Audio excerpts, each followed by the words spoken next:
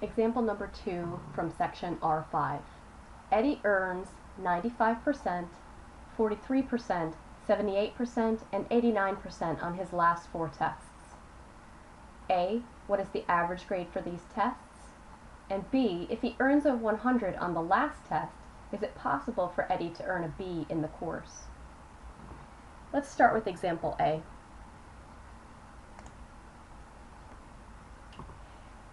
If we want to find the average grade, we need to add up these 4 grades and then divide by 4. So we're going to add 95, 43, 78, and 89. When you add those up, you get 305 for a total. And then we're going to divide by 4 because there are 4 tests. So 305 divided by 4, that gives us 76.25.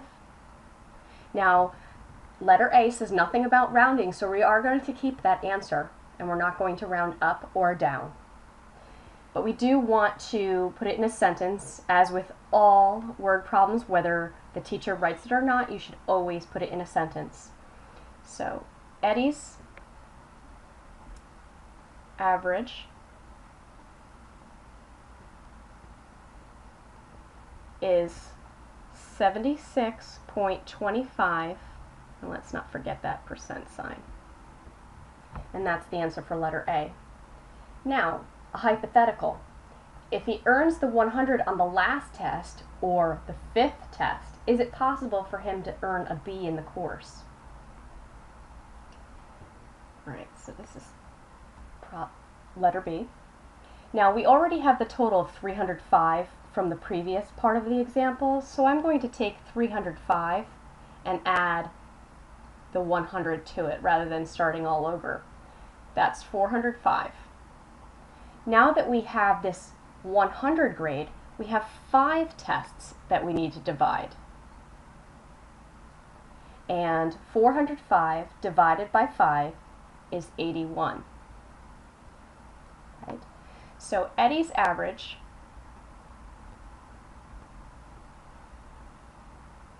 after 5 tests is 81%.